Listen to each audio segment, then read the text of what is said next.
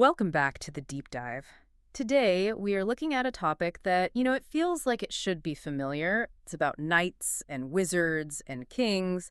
But as soon as you peel back that first layer, you realize you're actually looking at one of the biggest literary mysteries in history. It really is. It's a mystery wrapped in a history book, wrapped in, well, a fantasy novel. We are talking about Geoffrey of Monmouth. Now, for anyone listening who might not know the name, Geoffrey is the guy who essentially gave us King Arthur. He is. Yeah. If you've ever pictured Arthur pulling a sword from a stone, or Merlin casting a spell, or the Knights of the Round Table gathering for a feast, you are effectively living inside Geoffrey of Monmouth's imagination. Wow. He didn't just write a book. He built an entire world. But here is the hook that really grabbed me when I was going through the research packet. This guy wrote a book called the Historia Regum Britanniae, the history of the kings of Britain in the 1130s? That's right. And for literally hundreds of years, people thought it was true. It was the history book. It was, absolutely. For centuries, it was accepted as the standard historical record. But today, historians look at it and just say, this is a forgery, or at least this is mostly fiction. So you have this incredible tension. Was Geoffrey a historian who had access to some kind of lost records?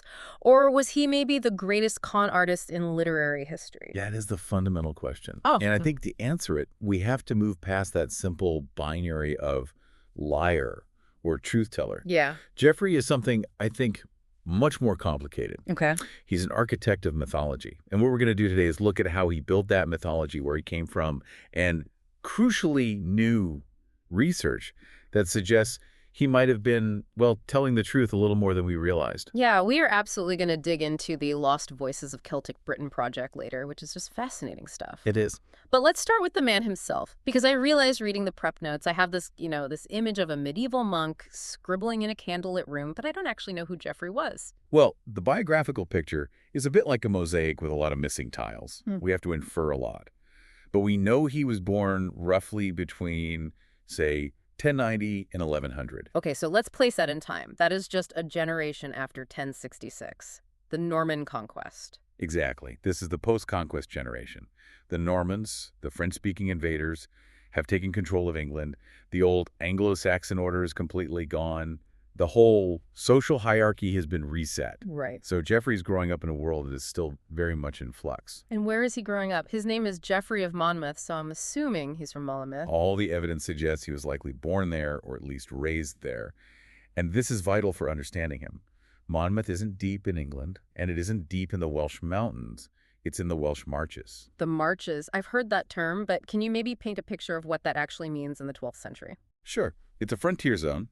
It's the borderlands between what was then Norman-controlled England and independent Wales. It was a highly militarized society ruled by these incredibly powerful Norman marcher lords who had a lot of autonomy to fight the Welsh princes. So it's a war zone, basically. It could be, but it was also a melting pot. You have to imagine you would have heard Welsh spoken in the streets, probably English spoken by the local peasantry, and then definitely French spoken by the ruling elite in the castles. So Geoffrey is a product of this cultural collision. He's a border creature. He understands the other, the Welsh, but he operates entirely within the Norman power structure. We know that later in his life, between about 1129 and 1151, he's in the Oxford area. Oxford, okay. And we see his name appearing as a witness on charters. When you say witnessing charters, that's legal work, right? It's official. Yes. A charter is essentially a deed or a grant of rights or land. For his name to appear on that witness list, it means he was a person of some standing. And he's often styled as Magister Geoffrey. Magister. Master. Which implies he was a teacher. An academic. It implies he had a high level of education, yeah. Probably from one of the big cathedral schools, or, and this is the likely theory, he was teaching at St. George's College, which is right inside Oxford Castle. He was what's known as a secular canon. Help me out with secular canon. Does that mean he wasn't a monk shut away in a monastery? Correct. A monk lives in a monastery, cloistered from the world, following a strict rule like the Benedictine rule. A secular canon is a member of the clergy, but they live in the world. They might live in a house, own property, move in social circles. They are the intellectuals and the administrators of the church, not the hermits. Okay, so he's an ambitious academic. He's hanging out in Oxford. Now, I want to ask about his name. We call him Geoffrey of Monmouth. But in the notes, there's this fascinating detail that he is sometimes listed in documents as Galfridus Arturus, Geoffrey Arthur. This is a delicious little detail, isn't it? I mean, it feels too on the nose. The guy who writes the definitive King Arthur legend is named Arthur. What do we make of that? Well, there's a vigorous debate about this. The most, let's say, boring answer is usually the right one in history. Right. Arthur was likely his father's name. In the Welsh naming convention, the patronymics, you would be Geoffrey, son of Arthur, or in Welsh, Gruffed ap Arthur. Okay, that makes perfect sense. It's a patronym. It does, but historians love to speculate. And there is another theory that Arthur wasn't his father's name at all, but a nickname. A nickname, like a handle. Exactly. Imagine Geoffrey at Oxford, in the dining hall, constantly bending everyone's ear about these obscure British legends, talking about this hero Arthur nonstop. Oh, I see. It's entirely possible his colleagues started calling him Geoffrey Arthur, in the same way you might call someone you know Star Wars Steve, if they never ever stopped talking about the movies. That humanizes him so much. It paints him as this obsessed scholar even before he puts pen to paper. It suggests his whole identity was wrapped up in this figure. But this leads us to the bigger, more critical question of his identity. Was he Welsh? I just assumed he was. He's from Monmouth. He's writing about ancient British kings. Isn't he basically a Welsh patriot? That was the standard assumption for a very long time. For centuries, people read the Historia as a kind of nationalist text. A proud Welshman telling the Norman conquerors, hey, we used to rule this entire island and our kings were better than yours. But the more recent research suggests otherwise. It's complicated. If you look at his linguistic skills, for instance, his knowledge of the Welsh language seems to be, well, patchy at best. Really? Yeah, he makes mistakes with Welsh place names, with etymologies. He just doesn't seem to have the deep native grasp of the language that you would expect from a genuine Welsh scholar of that era. So if he's not Welsh, then what is he? The leading counter theory, and it's a very compelling one, is the Breton theory. Okay, break that down for us. Who were the Bretons in this context? The Bretons were people from Brittany, which is that peninsula in northwest France. Now, originally, their ancestors were Britons who fled England during the Anglo-Saxon invasions centuries earlier. So they were Celts, culturally related to the Welsh. They even spoke a language that was very similar to Welsh. But they were French. Politically, they were from France. Geographically and politically, yes. And crucially, they were major allies of William the Conqueror. A huge contingent of the army that invaded England in 1066 was Breton. Okay. And after the conquest, many of these Breton lords were given huge tracts of land in, you guessed it, the Welsh Marches. Ah, so Monmouth itself is actually run by Bretons. The lords of Monmouth were a Breton family. And what's more, the names Gelfridus, Geoffrey, and Arthur were actually quite common in Brittany at the time, much more so than they were in Wales. Wow. This flips the script entirely. If he's Breton, he's not an underdog fighting for the oppressed Welsh. He's part of the conquering elite. Precisely. And that changes the entire motivation for his book. If he is Breton, he's not writing a history to subvert the Normans. He's writing a history of the ancient Britons to flatter his own people, the Bretons, and to show the Normans, look, we Bretons are your equals. Our ancestors were magnificent kings like Arthur. So the whole book becomes a tool for social climbing within the Anglo-Norman court, rather than some kind of subversive Welsh text. Exactly. It's about securing a place for his people at the high table of the new Norman kingdom. And that makes so much sense given what happens to him later in life. He does eventually get a big promotion, right? He becomes a bishop. That's a very establishment role. He does. In 1152, right at the end of his life, he is consecrated as the Bishop of St Asaph. And St Asaph is in North Wales. It is. But here is the tragic, or perhaps just ironic, twist in Geoffrey's life story. We have absolutely no evidence that he ever set foot in his own diocese. Wait, what? He's the bishop of a place he never even goes to? It happens more often than you'd think in the medieval church. But for Geoffrey, it was really a matter of personal safety. At that time, North Wales was under the control of Owain Gwynedd, a very powerful and very fierce Welsh prince who was at war with the English crown.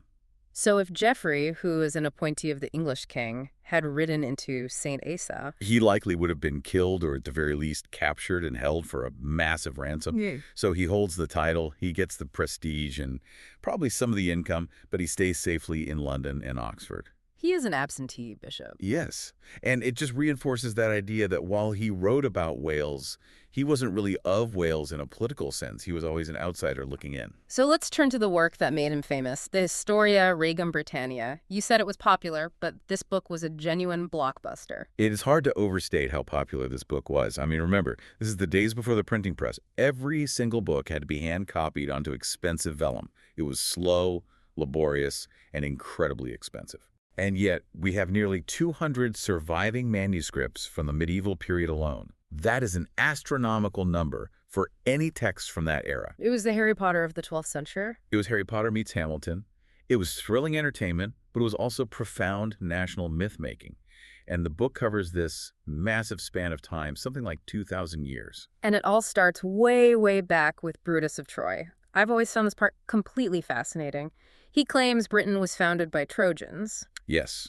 He creates this whole narrative where Brutus, who he says is a great-grandson of Aeneas, the famous Trojan hero who fled the burning city of Troy and went on to found the line of Rome, was exiled from Italy. Okay. And after many adventures, he and his followers land on this island, which was then called Albion, and was only inhabited by a few giants. He defeats the giants and renames the island Britain after himself, Brutus, and his followers become the Britons. Why do that? Why go to all that trouble to connect Britain to Troy? What's the point? It's all about status. It's about prestige. In the medieval mind, Rome was the absolute peak of civilization. Every emerging European power wanted to claim some kind of connection to the classical world. So it's a way of looking legitimate. It's a massive diplomatic flex by saying, our founder comes from Troy. Geoffrey is telling the world, the Britons are cousins to the Romans. We aren't just some barbarians at the foggy edge of the world. We have a classical pedigree. It puts the British kings on the same level as the Caesars. And then the book just powers through all these other kings. I saw King Lear in there, which is Shakespeare's King Lear. It is. Shakespeare got the story directly from a translation of Geoffrey. Cymbeline, too. Right. And eventually this grand history leads up to the main event, Arthur. Arthur completely dominates the central section of the book. And you have to understand, the Arthur that Geoffrey presents is not just a local warlord fending off Saxons. He is an emperor, a world-conquering hero. Right, we mentioned this before. In Geoffrey's version, Arthur invades Europe. He doesn't just invade, he conquers. He takes Gaul, which is modern France. He defeats the Roman armies sent against him. He's on his way to be crowned emperor in Rome itself when he gets the news that his nephew Mordred has betrayed him back home. It's just an epic fantasy of dominance. For an audience in the 12th century, seeing a British king totally humble the Roman Empire must have been incredibly satisfying to read. Oh, absolutely. It's a validation narrative. But this brings us to the elephant in the room, the ancient book, because in the preface, Geoffrey tells us exactly where he got all of this incredible information. He does. And this is probably the most debated sentence in the entire history of Arthurian scholarship. Geoffrey claims that his friend and superior, Walter, the Archdeacon of Oxford, gave him a certain most ancient book in the British language. The British language, meaning Welsh or something like it? Yes. And he says this book set out the history of all these kings, from Brutus to Cadwallader, in perfect chronological order. And Geoffrey claims his role is just as the translator. He's saying, don't look at me, I'm just translating Walter's book. That's his defense. I have merely turned it into Latin at Archdeacon Walter's request. So, the million-dollar question. Did this ancient book actually exist? The short answer from pretty much every modern historian is no. Almost certainly not. Why are we so sure, though? I mean, books get lost all the time, libraries burn down. Is it totally impossible that there was a Welsh manuscript history that we just don't have anymore? It's not physically impossible that a book could be lost, but it is textually and historically highly, highly suspicious.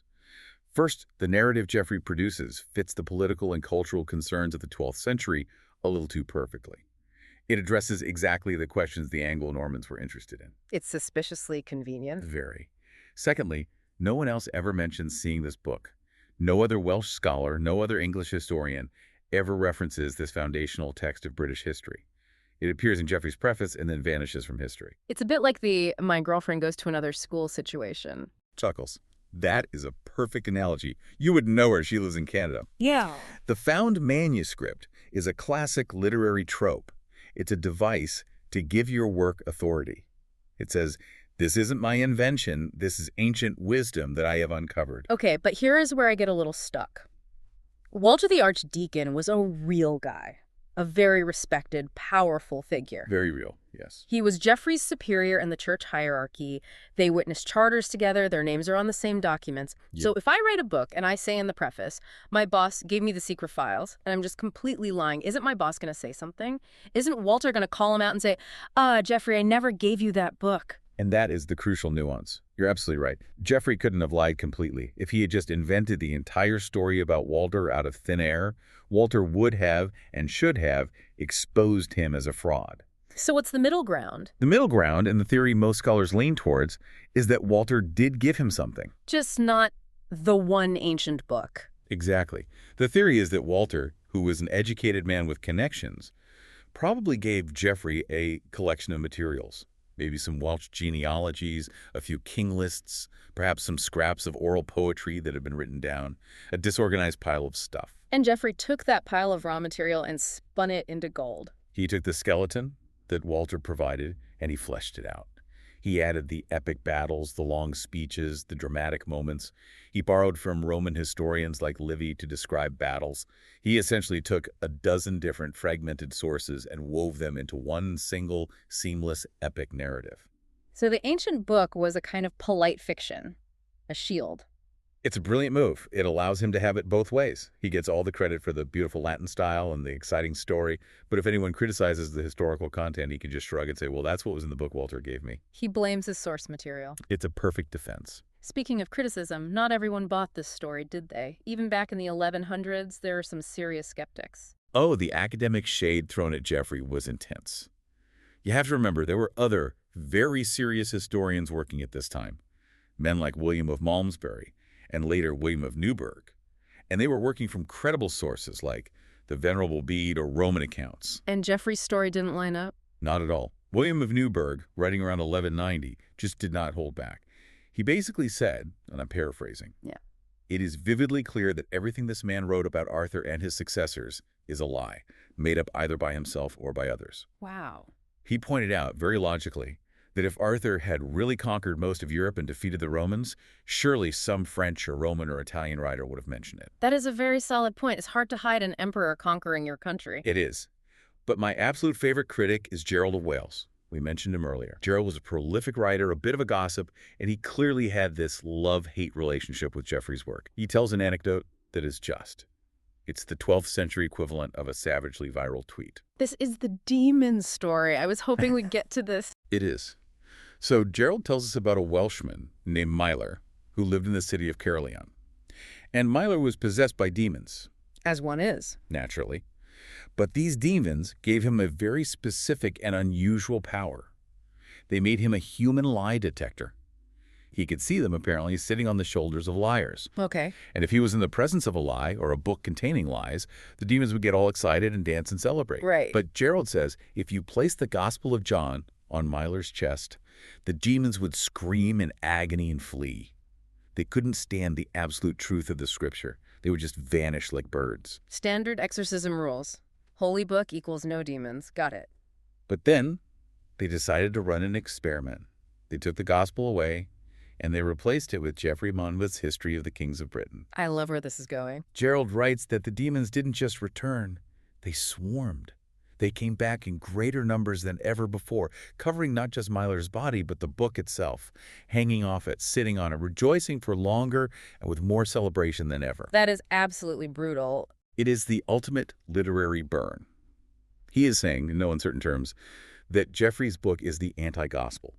It is so full of lies that it acts as a magnet for the forces of hell. And yet, despite the demons, despite the academic critics, the book survived. It didn't just survive, it thrived. Because the people in power, the Norman and later Plantagenet kings of England, loved it. It gave them a historical precedent for ruling over the whole island of Britain. It became the official, preferred version of history. So it was politically useful. Enormously. And it wasn't really until the Renaissance, with the rise of new humanist scholarship, that the bubble finally burst and people started to seriously say, okay, maybe Brutus of Troy wasn't a real person. So for 400 years, give or take, fiction became fact. Yes, for a very long time. But this brings us to the modern era. And usually, this is the part of the deep dive where we say, so modern science and archaeology have proved it was all fake. But we have a twist. We do. And that twist is the Lost Voices of Celtic Britain project. This was a study from 2017 led by an archaeologist named Miles Russell at Bournemouth University. And their findings are fascinating because they suggest that Geoffrey wasn't just, hallucinating in his study in Oxford. He was doing something more technical. Russell argues that Geoffrey was acting as a compiler. He wasn't just inventing names and events out of thin air. He was taking very old, very garbled, mostly oral traditions and trying to stitch them together into a coherent story. How did they even begin to figure that out? How can you prove something like that? They did a kind of forensic analysis. They took the names and events in Geoffrey's history, specifically from the pre-Roman section, and they compared them to the archaeological record of the British Iron Age. And they found some incredible matches. Give us an example. What matched up? Well, Geoffrey talks about a whole series of kings who supposedly ruled Britain long before the Romans ever showed up.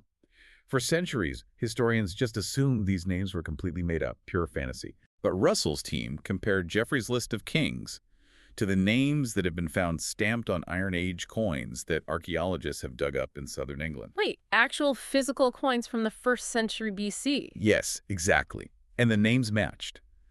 Geoffrey lists kings of the Catuvellauni and the Trinovantes tribes. Let's pause on those tribes. Who were they? They sound important. They were the superpowers of pre-Roman Britain. They controlled most of the southeast, what is now modern-day London, Hertfordshire, Essex. These were the powerful kingdoms that actually fought Julius Caesar when he invaded. But after the full Roman conquest in 43 AD, their specific history, their king lists, were largely forgotten and overwritten by Roman history. But somehow Geoffrey knew their names 1,000 years later. He did. Which means he must have had access to sources, most likely oral traditions, bardic poems passed down for generations that preserve those names. That is an incredible, almost unbelievable thread of continuity. So Geoffrey was right. The book is true. Well, this is the crucial part. He was right about the names, but he was completely wrong about the time. And this is the key to understanding Geoffrey's method. He had all the puzzle pieces, but he didn't have the picture on the box lid. He didn't know the chronology. He didn't know what order they came in. Exactly. He has a story about a King Casullan who fights Julius Caesar. That matches perfectly with the historical Casullanus, who we know from Caesar's own writings, fought him. So, check. But then he has stories about other kings that archaeologists know, from coin distributions, belong in the 1st century AD or the 3rd century AD. He doesn't know where they fit. So what does he do with these names without a timeline? He smooths it. That's the term Russell uses. Geoffrey acts like a modern film editor with hours and hours of disjointed footage. He cuts and pastes. If he has a 50-year gap in his timeline, and he has a random king story that doesn't have a date attached to it, he just slots that king into the gap to make the story flow. He remixes history to create a single linear narrative. Precisely. He creates a kind of Frankenstein's monster of history. The limbs are real, they're based on real historical figures, but he has sewn them together in an order and a shape that never actually existed in reality. This completely changes how I see him. He's not a liar in that case. He's a preserver. I mean, if he hadn't done this smoothing, if he hadn't turned it into this epic blockbuster story, those names, the Catuvellauni kings, they would have been lost forever, wouldn't they? That is the great paradox of Geoffrey of Monmouth. By corrupting the history, he saved it. A dry, confusing list of names would have been copied maybe once and then rotted in a library. A grand, sweeping saga about King Arthur and Merlin gets copied 200 times and translated into every language in Europe. Let's talk about one specific character where we can really see this remixing happening in real time. Merlin. Ah, Merlin. Oh. This is arguably Geoffrey's greatest singular creation. Before Geoffrey, there wasn't really a unified character called Merlin. There were Welsh legends about a prophet named Merlin, and there were other legends about wild men of the woods, but Geoffrey is the one who combines them. And he didn't just write about him in one book. He actually wrote 3 different works, and Merlin is central to at least 2 of them. That's right. He wrote the Prophetiae Merlini, the Prophecies of Merlin first, probably before 1135, and he often inserted this book right into the middle of his main history. And what are these prophecies like? They are wild. They are just a series of obscure, cryptic, almost psychedelic images. The boar of Cornwall shall give his aid. The dragon of the west shall rise and bite the tail of the bear. That kind of thing. So like a Nostradamus prediction, vague enough to mean anything. Exactly like a political horoscope. They were incredibly popular because they were so vague you could apply them to any current event you wanted. But then years later, around 1150, Geoffrey writes a long poem called the Vita Merlini, the Life of Merlin. Okay. And the Merlin in this poem is a completely different person from the Merlin in the King Arthur story. Right. In the Arthur story, the Historia, Merlin is the court wizard. He's the political advisor, the master strategist, the magical engineer who builds Stonehenge. Yes, he's a high-status political operator. He's at the center of power. But in the Vita Merlini, the character is called Merlinus Sylvestris Merlin of the Woods. The wild man. The wild man. He's a crazed, grief-stricken old man who lives as an outcast in the Caledonian forest in Scotland. He's not building castles. He's talking to wolves and weeping about the futility of war.